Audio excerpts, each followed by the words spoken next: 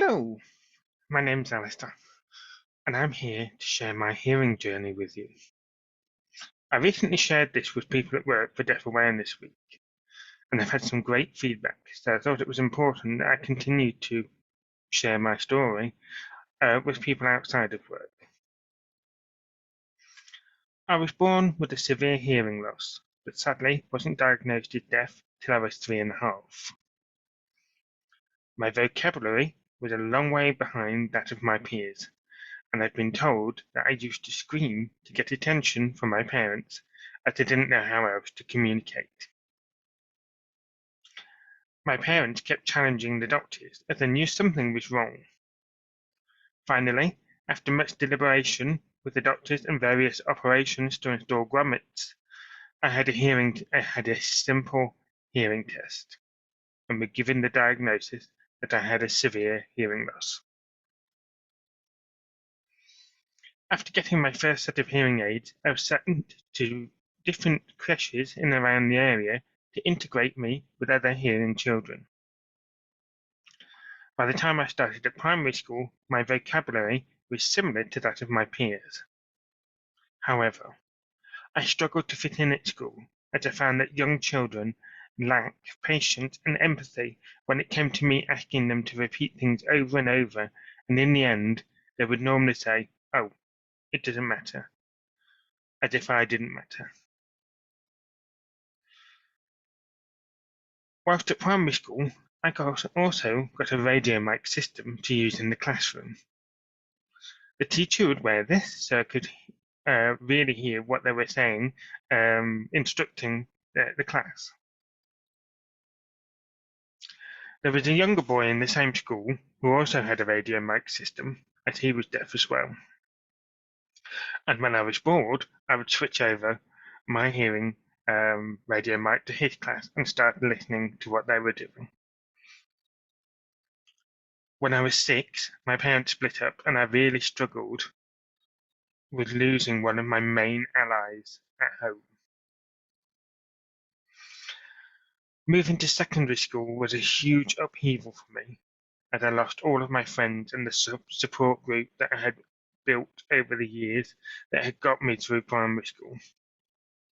And I found myself again in the position of struggling to fit in with my peers, as I lacked the empathy and patience that I needed from them to understand the conversation. Instead, I used to talk to all the adults around school more, as they had the patience to talk to me. Unlike primary school, where I had one teacher all day, every day, this is when I really began to struggle, as I had multiple teachers every day. And it takes me time to learn how somebody speaks, their body language and everything else. It takes me time to feel comfortable around a person. So it's difficult when you've got multiple teachers. It was in my last year of secondary school, so this was year 9. That I noticed my hearing was starting to decline further. And by the time I reached upper school, I'd gone from having a severe hearing loss to a profound one. I was now using some of the most powerful hearing aids that the NHS had available at the time. As well as losing what little hearing I had, I also noticed that I started to develop tinnitus in both ears. And if you don't know what tinnitus is the ringing, constant ringing within the ears. At this point, it was only very mild, so it was either a very mild humming or a whistling noise, and I just thought nothing of it. I still struggled to hear and fit in at school, and would often mishear a lot of what the teachers were saying, which didn't help with some of my grades for GCSEs.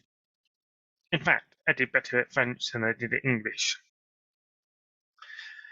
After leaving school, I knew I needed to get a good grade at GCSE English if I was going to have a chance of applying for a job. So I went to Melton College. And as I said before, as a deaf person, it takes me a while to get used to how somebody speaks and how they communicate. Um, so my English teacher who I had at the start um, was replaced midway through the year, only for them to be. So I hadn't quite got used to them, the way they were teaching. Then the new person was brought in, for them to then only be replaced again with the original teacher a couple of months down the line. So it, it was no surprise that I didn't pass my GCSE English again. Also, considering the level of hearing loss I had at this point, I didn't get the support I needed in the classroom. From here, I went to Rutland College in Oakham. And it was at this point the audiologist I'd had from a child.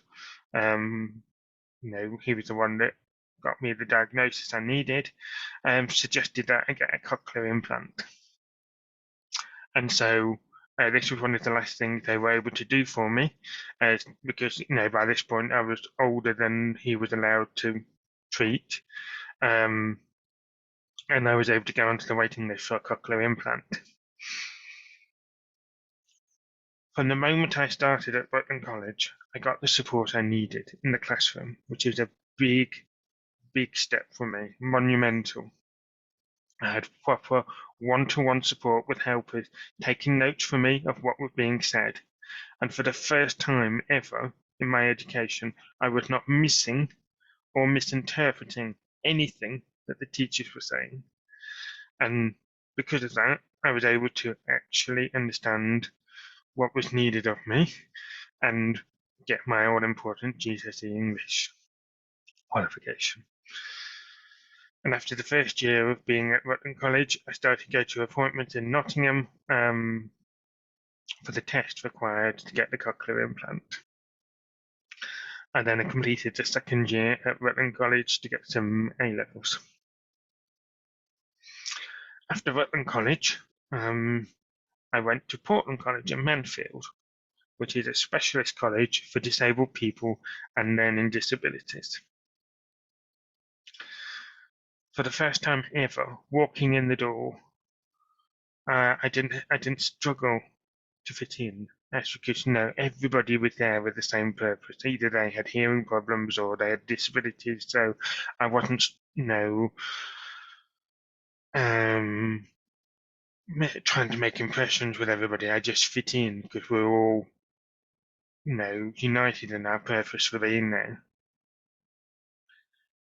And, within the first day of me being there, I had made some amazing friends, many of whom I still speak to. I went into Portland wanting to learn administration and came out with an accounting qualification. It was at this point my tinnitus got really, really bad. So it had gone from being the mild humming and whistling noises to a baby crying / screaming constantly. Uh, um, I was the other one was helicopter blades, so it sounded like I was right next to a helicopter constantly, all the time, all day. And then the last one, I distinctly remember, which was the old-fashioned Doctor Who theme tune, and to begin with, I enjoyed a bit, all day, every day, it gets to be a bit of a drain on you. At this, after leaving Portland College, by which point my hearing was on its last hopes. And so, as a family, we decided we would go and learn sign language at Merton Library. And again, I met some people who I'm still in contact with because that's how amazing the community is when you get involved with the deaf community. So we started learning sign language. We did the first couple of terms of it. However, during this point, I got the great news that after all the tests, they were delighted to offer me a cochlear implant. And as a result of that, I decided I didn't need to learn sign language anymore and stopped doing it. I had the operation for my cochlear implant in October of 2007 and was switched on in the same year in November. I remember the first thing I heard in the room was the fluorescent lighting on the ceiling. The sort of stuff. It's quite difficult to explain, but it's sort of like hum as it comes, as it's on. And then when you got used to that, I started hearing the computer on the desk, the fan on the desk from the computer, hearing that for the first time. And after that appointment, after you've been switched on, you go and have another appointment with a speech and language therapist to assess where you are on whether you need any help. Thankfully, after the years of being with my family and at school and everything else, my speech and language was pretty advanced, which I'm very grateful for. And so I didn't need those appointments for very long. After that first speech and language therapist, you then go and have a lot of additional tests to make sure that they've got it on the right settings and everything else, which includes, the standard hearing test, push the button when you hear the noise and everything else. However, my tinnitus likes to play tricks with me whenever I'm doing a hearing test, and so it imitates some of the noises, and that can be very difficult, trying to distinguish what's my tinnitus versus what the actual noise is they're trying to get me to actually press the button on. And it still does that to this day. Still, whenever I go for a hearing test, my tinnitus goes, ha ha. So I can find that part of the test very tiring. Because one thing that a lot of hearing people fail to recognize is that, when you have a hearing loss, hearing fatigue is a real thing. You spend a lot of your time trying to hear what people are saying, and so you're using up your energy reserves just trying to do your normal day-to-day things. And so by the end of the day, you can be completely exhausted. And people will go, well, you've done nothing. Well, I have. I've been trying to listen. So yes, there's that as well. And some of the other tests that they do is, they do a lip reading one. Well, there's no noise. You're just trying to lip read what they're saying, and you'll basically lip read them and then say it back to the person who's the audiologist who's doing the test. I got very good at that one, so they had to start introducing a new one over the years, which was they do the same thing, but then they put no, they stopped. So basically, they stopped giving me that one because I found that too easy, and so they gave me another one where you can't see and you can't. There's nobody to lip read. It's just an audio of somebody saying something, and you basically have to repeat that back to the audiologist. Sounds simple, yeah. Again, I got too easy for me, so they made it harder by starting putting background noises on top of that. So like a very like feedback almost. When you get too close to a microphone, so they started putting that on, and you had to say that's still very difficult for me. Anyway, after all of these tests were done, we got sent home, and on the way home back to the car, walking through Nottingham, I remember stopping in the middle of Nottingham and saying to my mum, "What's that noise?" It was the birds. You can imagine me hearing for the the birds for the first time at the age of 20. It's a pretty amazing thing.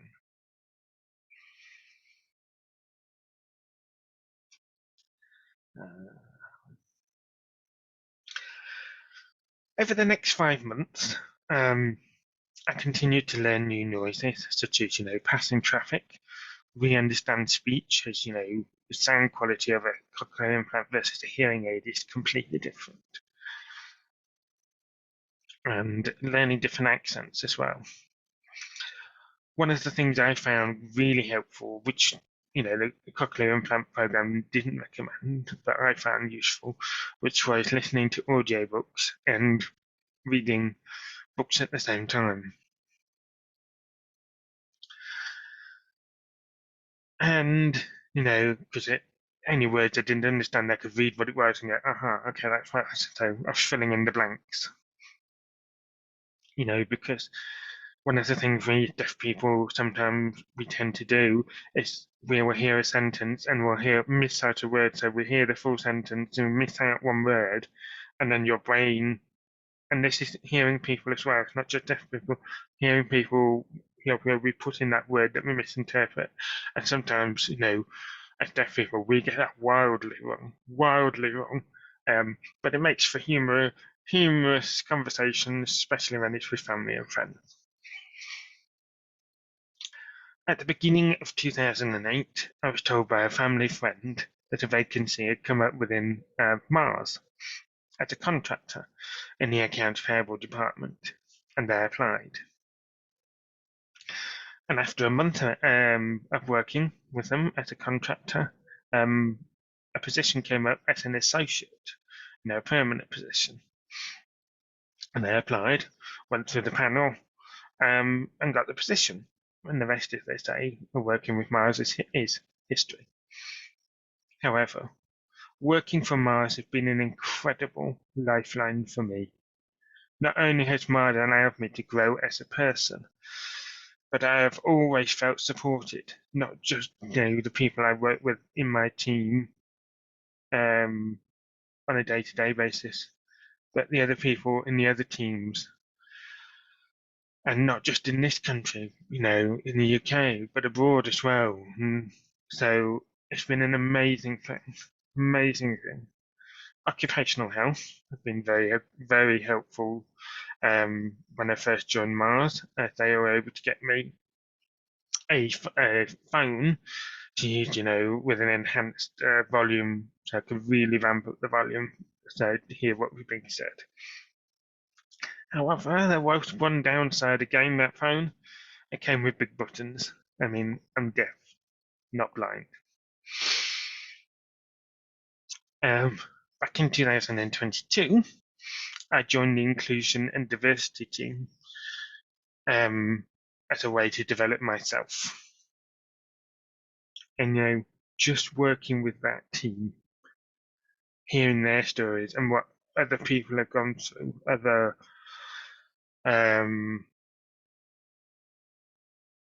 other disabilities that I'm not aware of, has given me the courage and the strength to persevere and do something that I've always wanted to do, and that is to integrate myself more with the deaf community. And as a result, I've decided to have another go at learning sign language. And so I started lessons last week. So I'm excited for that. So yeah. This year, as we do every 5 years, if there's an upgrade available for the external parts to your cochlear implant, that can be upgraded. And so I got my external parts upgraded, and I can now, connect to my phone via Bluetooth, which is amazing. Amazing to be sat at my desk and listening to music again without other people hearing what music I'm listening to. Nothing offensive. But it's been great. It's another learning curve as well. To just have some music on in the background helps me with my productivity at work. So that's my hearing Journey to Date. I'd be grateful if you could, if this has helped you, leave a comment, um, or if you know somebody else that needs that help and support, please share this story with them. That's why I've done this. Um, and just doing this at work has been hugely beneficial, not just to other people, but to myself. This is something that's been sat on my chest for 36 years. And then to finally be able to offload this and share it and it no longer be just my burden has been an incredibly rewarding experience. Thank you.